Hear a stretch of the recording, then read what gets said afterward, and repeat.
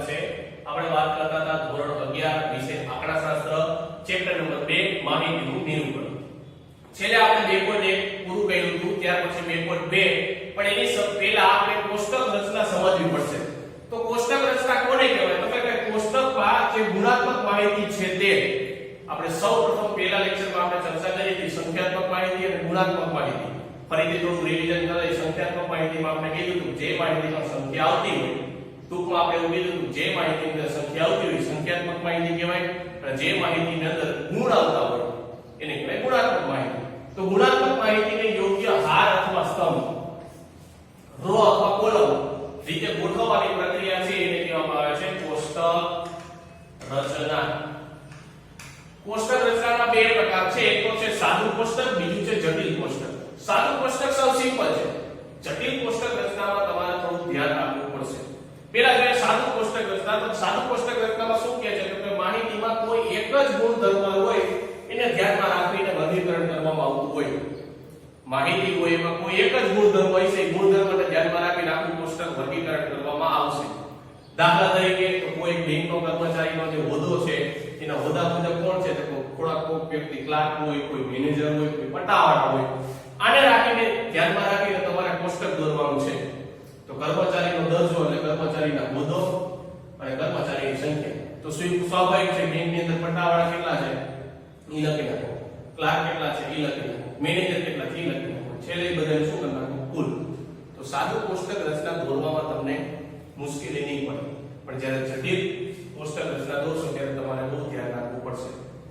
જટિલ કોષ્ટક રચના કોને કહેવાય? તો કે જે માહિતીમાં એક કરતા વધારે ગુણધર્મો હોય, ઓમાં એક જ ગુણધર્મ હતા તેને ધ્યાનમાં રાખીને આપણે કોષ્ટક દોરતા હતા, પણ આમાં શું હોય છે તો કે જટિલ કોષ્ટક રચનામાં માહિતીમાં એક કરતા વધારે ગુણધર્મો હોય છે, એને ધ્યાનમાં રાખીને જો માહિતીનું વર્ગીકરણ કરવામાં આવે તો એ માહિતીને કહેવામાં આવે છે જટિલ કોષ્ટક રચના। શું થાય તો કે દાખલા તરીકે બેંકની અંદર કર્મચારીની અંદર જાતિ, પુરુષ અથવા સ્ત્રી, વૈવાહિક દરજ્જો, પરણિત છે અપરણિત, એ આપણે કોષ્ટક દાખલા જોશે એટલે વધારે ખ્યાલ આવશે।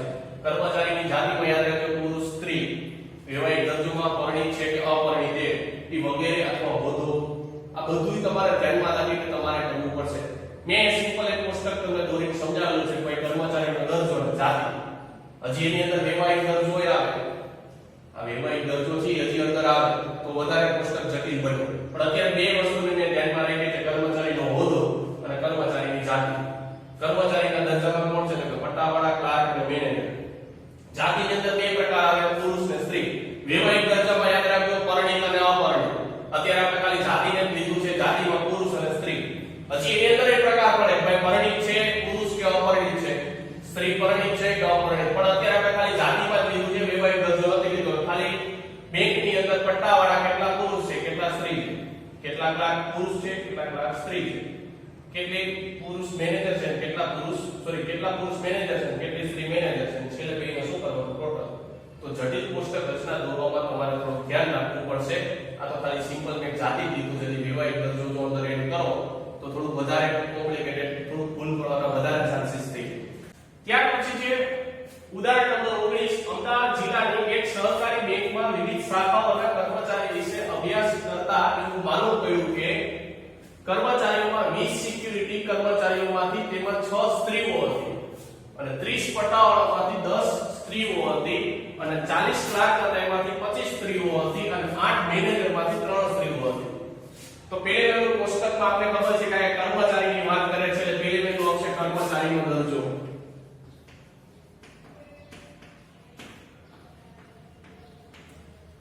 હવે તો અહીંયા તમે રકમ વાંચી તો તમને ખબર પડી કે સ્ત્રીની વાત કરેલી છે, તો સાથે સાથે બેંકની અંદર પુરુષ પણ હોય, એટલે કે જાતિની વાત કરે છે, એટલે કે પુરુષ અને સ્ત્રી, અને છેલ્લું ખાનું આવશે કુલ।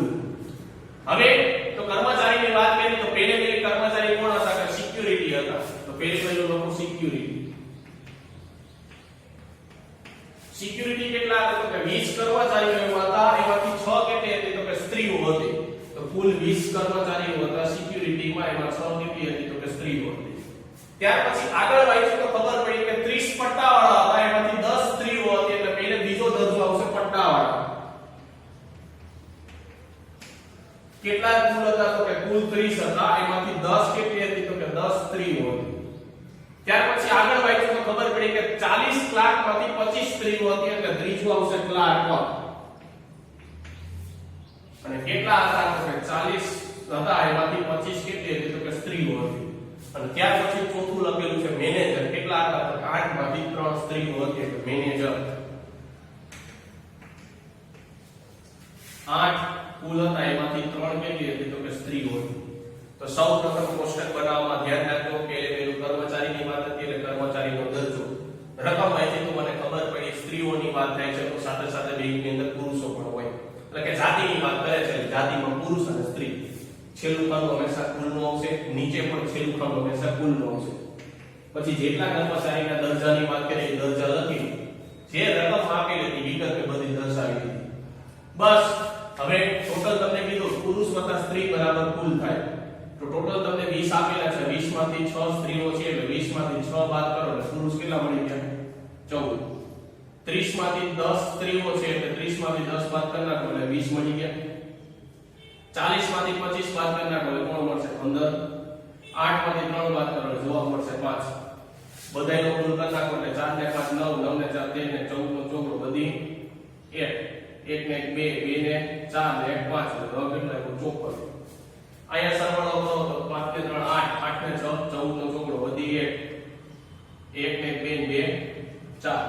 આ બધાયનો સરવાળો કરો 2 વખતે 4 ને 4 એટલે 8 અને 5 ને 4 એટલે 9 98. આડો સરવાળો 98 થયો, ઊભો સરવાળો ચેક કરો તો ઊભો સરવાળો 8 ને 8, 2 ને 3 5 ને 4 9. એટલે એનો મતલબ એવો કે જ્યારે કોષ્ટક બનાવો ત્યારે નીચેનો સરવાળો અને ઉપરનો સરવાળો બે કેવો થવો જોઈએ? સરખો. ત્યાર પછી છે ઉદાહરણ નંબર 20. અમદાવાદ જિલ્લાની સહકારી બેંકમાં વિવિધ શાખાઓના કર્મચારીના વિશે અભ્યાસ કરતા માલુમ પડ્યું કે ટોટલ કર્મચારીઓ 20 સિક્યુરિટી હતા, એમાંથી 7 પુરુષો પરિણીત હતા અને 6 સ્ત્રીઓમાંથી 4 સ્ત્રીઓ પરિણીત હતી. અને પટ્ટાવાળા તરીકે કાર્ય કરતા કુલ 20 પુરુષોમાંથી 12 પુરુષો પરણેલા હતા, જ્યારે 10 સ્ત્રીઓ પટ્ટાવાળા હતી તે અપરિણીત હતી. અને 40 ક્લાર્ક કર્મચારીઓમાંથી 25 સ્ત્રીઓ હતી અને તેમાંથી 12 સ્ત્રીઓ પરિણીત હતી, અને જ્યારે 7 પુરુષોમાંથી ક્લાર્ક પરિણીત હતા અને કુલ 8 મેનેજરમાંથી 3 સ્ત્રીઓ હતી જે તમામ અપરિણીત હતી, અને જ્યારે 5 પુરુષો કેવા હતા તો પરિણીત મેનેજર હતા. તો રકમ વાંચ્યા પછી તમને એટલી ખબર પડશે કે સ્ત્રી, પુરુષ, પરિણીત, અપરિણીત આવું આવે છે. પહેલું આપણે ખબર છે કર્મચારીનો દરજ્જો.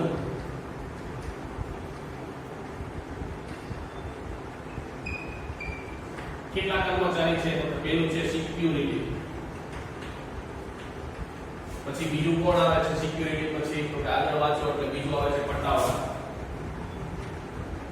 પછી ત્રીજું આવે છે ક્લાર્ક, ચોથું આવે છે મેનેજર અને છેલ્લું આવશે કુલ. હવે તો કે આપણે ખબર પડી કે સ્ત્રી અને પુરુષ આવે એટલે કોણ આવશે તો કે જાતિ. પછી પુરુષની અંદર પણ શબ્દ લખેલા આવે છે પરિણીત અને અપરિણીત. તો પહેલું છે અપરિણીત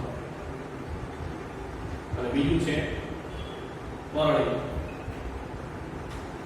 અને એનું ખાનું આવશે કુલ. એવી જ રીતે સ્ત્રીમાં અપરિણીત, પરિણીત અને કુલ. તેવી રીતે છેલ્લું ખાનું કુલનું આવશે, પણ કેવું તો કે અપરિણીત, પરિણીત અને કુલ. હવે એવી વાત તો કે ભાઈ 20 સિક્યુરિટીમાંથી 7 પુરુષ પરિણીત હતા અને ટોટલ સિક્યુરિટી કેટલા હતા? 20. એમાંથી પરિણીત પુરુષો કેટલા હતા તો કે 7 અને 6 સ્ત્રીમાંથી 4 સ્ત્રી પરિણીત હતી, એટલે ટોટલ સ્ત્રી હતી 6, એમાંથી 4 કેવી હતી તો પરિણીત હતી. રેડી? ત્યાર પછી પટ્ટાવાળા તરીકે કાર્ય કરતા કુલ 20 પુરુષોમાંથી 12 પુરુષો પરણેલા હતા. કુલ પુરુષો એટલા 20, એમાંથી 12 કેવા હતા? પરણેલા. જ્યારે 10 સ્ત્રીઓમાંથી પટ્ટાવાળી હતી તે તમામ અપરિણીત હતી, એટલે 10 સ્ત્રીઓ પરિણીત 10 સ્ત્રીઓ કેવી હતી તો અપરિણીત. પરણેલી કે છે નહીં એટલે 0. ત્યાર પછી 40 ક્લાર્ક કર્મચારીઓમાંથી 25 સ્ત્રીઓ હતી, એટલે ટોટલ 40 ક્લાર્ક હતા, એમાંથી 25 કેવી હતી તો કે 25 સ્ત્રી હતી, એટલે 25 સ્ત્રી. 40 ક્લાર્કમાંથી કેવી હતી? 25 સ્ત્રીઓ હતી, એમાંથી 12 સ્ત્રીઓ પરિણીત હતી, 25 સ્ત્રી હતી, એમાંથી બાર કેવી હતી તો કે પરણી. પછી તો જ્યારે 7 પુરુષો ક્લાર્ક હતા એ પણ કેવા હતા તો કે પરણી કરતા. 7 પુરુષો ક્લાર્ક છે એ પણ કેવા છે પરણી. કુલ 8 મેનેજર છે. કુલ કેટલા મેનેજર છે તો કે 8 મેનેજર છે. તેમાંથી 3 સ્ત્રીઓ હતી. કુલ કેટલી સ્ત્રીઓ હતી 3. અને તમામ કેવી હતી અપરિણિત હતી. અપરિણિત હતી 3 ને 3 એટલે કેટલો આવશે 0. જ્યારે 5 પુરુષો પરિણીત હતા મેનેજર અને 5 પુરુષો કેવા હતા પરિણીત હતા. અપરિણિત કેટલા હતા 0. ચાલો તો આ માહિતીને કોષ્ટકમાં રજૂ કરવાને કે રજૂ કરી દીધી. વિદ્યાર્થી મિત્રો ફરીથી જોજો કુલ સિક્યુરિટી કેટલા હતા 20. એમાંથી 7 પુરુષ કેવા પરિણીત હતા અને 20 માંથી મેં શું કહ્યું 7 પુરુષ પરિણીત હતા. 6 સ્ત્રીઓમાંથી 4 સ્ત્રીઓ પરિણીત હતી એટલે 6 માંથી 4 કેવી પરિણીત. પછી તો કે પટ્ટાવાળામાં કુલ કેટલા પુરુષો હતા તો કે 20 પુરુષોમાંથી 12 પુરુષો પરણેલા હતા અને 20 માંથી 12 પરણેલા છે. અને 10 સ્ત્રીઓ પટ્ટાવાળા અપરિણીત હતી એટલે 10 સ્ત્રીઓ કેવી હતી તો અપરિણીત હતી તો પરિણીત કેટલી છે 0. ત્યાર પછી તો કે 40 કર્મચારીઓમાંથી 25 સ્ત્રી હતી તો કે 40 જે ક્લાર્ક હતા એમાંથી 25 સ્ત્રી હતી 25 કેવી હતી તો કે 25 માંથી 12 પરિણીત હતી અને 7 પુરુષો પરણેલા હતા. 7 પુરુષો પરણેલા છે. અને કુલ 8 મેનેજર છે તેમાંથી 3 સ્ત્રીઓ હતી કેવી હતી તો કે અપરિણીત. તો પરિણીત કેવી હતી 0. અને 5 પુરુષો પરિણીત છે. 5 પુરુષો પરિણીત છે તો અપરિણીત કેટલા થઈ ગયા 0. હવે કોષ્ટકને જોજો કેવી રીતના સાદું રૂપ આપું છું. કુલ 20 છે. પેલી વાત યાદ રાખજો આ કુલ બરાબર આવું આકૃતિ થાય. એટલે કે અહીંયા જે વસ્તુ હોય છે ઈ આ વસ્તુ હોય છે ઈ બરાબર આ વસ્તુ થાય. બીજી વસ્તુ અહીંયા જે અપરિણીત હશે ઈ અહીંયા જે અપરિણીત હશે ઈ બેનો સરવાળો કરશો એટલે અહીંયા જે અપરિણીત છે ઈ થશે. પછી અહીંયા જે પરિણીત છે અહીંયા જે પરિણીત છે ઈ બેનો સરવાળો કરશો એટલે અહીંયા પરિણીત થશે. અને આ બેનો સરવાળો કરશો એટલે આ ટોટલ થવું જોઈએ. તો પહેલા પેલું કામ સોલ્વ કરીએ તો અહીંયા કુલ 20 છે. અહીંયા કુલ 6 છે એટલે 20 માંથી હું 6 કાઢું એટલે જવાબ મળે મને 14. હવે તો આ ખાનાના સોલ્વ કરી નાખો તો ભાઈ કુલ 14 છે. 14 માંથી પરણેલા 7 છે એટલે 14 માંથી 7 કાઢો જવાબ કેટલો આવશે 7. અહીંયા 20 છે. 20 માંથી 12 કાઢ નાખો એટલે જવાબ કેટલો આવશે તો કે 8. ચાલો આ બે ખાના ભરાઈ ગયા. હવે અહીંયા ચેક કરો તો ભાઈ 6 હતા 6 માંથી 4 પરણિત છે ટોટલ કેટલા આવે 2. 10 0 એટલે જવાબ કેટલો આવશે 10. 25 માંથી કેટલા કાઢવાના 12 કાઢવાના. 25 માંથી 12 કાઢો તો જવાબ કેટલો આવશે 13. રેડી. ચાલો એક ખાનું ભરાઈ ગયું. 40 હતા એમાંથી 25 આવી ગયા તો મતલબ 40 માંથી 25 કાઢવાના અહીંયા કુલ મળશે તો કે 40 માંથી કે 25 કાઢ્યા 40 માંથી 25 કાઢ્યા અને મળ્યા મને 15. આ ખાનું જોતું હોય તો કે 15 માંથી 7 બાદ કરો 15 માંથી 7 બાદ કરશો તો જવાબ આવશે 8. આ બેનો સરવાળો કરો 0 5 એટલે જવાબ આવશે 5. હવે તો કે અહીંયા પરિણીતનું ખાનું બાકી ગયું. તો પરિણીત એટલે આ પરિણીત અને આ અપરિણીત અપરિણીતનો સરવાળો કરો એટલે 7 ને 2 9. પછી 10 ને 8 18 પછી 8 ને 13 21 0 3 એટલે 3. પરિણીતનો સરવાળો કરો પરિણીત એટલે 7 4 એટલે 11. પછી 12 0 એટલે 12. પછી 7 12 એટલે 12 ને 7 19 અને 5 0 એટલે 5. સરવાળો કરો તો ચેક કરો 9 ને 11 એટલે 20 18 ને 12 એટલે જવાબ આવે 30 21 ને 19 એટલે 40 5 ને 3 8. સરવાળો કરી નાખો 8 ના 8 3 ને 2 5 5 ને 4 9 જવાબ આવશે 18. હવે ઊભી લાઈનનો સરવાળો કરી નાખો આપણે તો આડી લાઈનનો સરવાળો ચેક કરી જુઓ જો 18 આવે છે કે ચેક કરો. હવે ઊભો સરવાળો કરો તો 8 ને 8 16 8 ને 24 માંથી 1 એટલે જવાબ આવશે 23.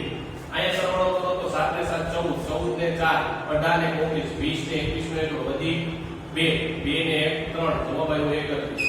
સરવાળો કરો તો 3 ને 1 4 2 ને 3 5 એટલે 54 આવ્યો. ઊભો સરવાળો કરો તો 54 છે કે નહીં તો કે 4 ને 5 9 9 ને 4 2 ને 14 નો 14 વધી 1 ને 2 2 ને 2 4 ને 5 54 આવી ગયું.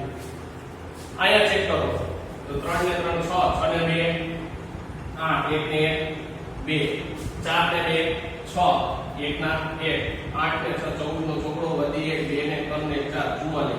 સરવાળો ચેક કરો 44 આવે છે કે 6 ને 5 11 11 ને 3 14 નો ચોકડો વધી 1 1 2 ને 2 4 44 આવી ગયો.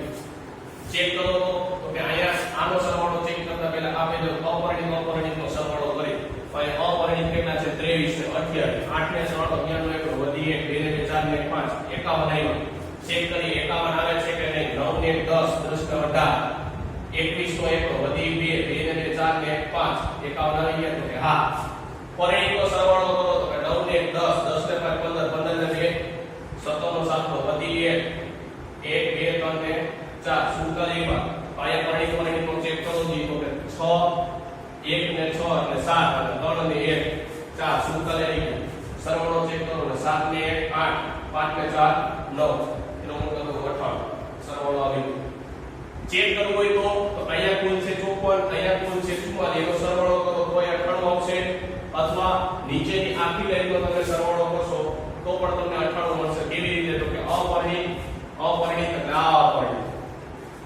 પરિણિત અપરિણિત નિયમનો સરવાળો કરો તો તમને 98 મળી જશે આવી રીતે આ છે તમારું જટિલ કોષ્ટક જે તમારે દોરવામાં ગણતરી કરવામાં બહુ જ કોમ્પ્લિકેટ રહેશે એટલે જ્યારે જટિલ કોષ્ટકની રચના હોય ત્યારે તમારે નિરાતે વ્યવસ્થિત રીતે દાખલો સમજીને કેલ્ક્યુલેશન ધીમે સરળ રીતે કરવી પડશે તો વિદ્યાર્થી મિત્રો અહીંયા આપણે બે ઉદાહરણ જોયા જે બે ઉદાહરણ છે તમારે તમારી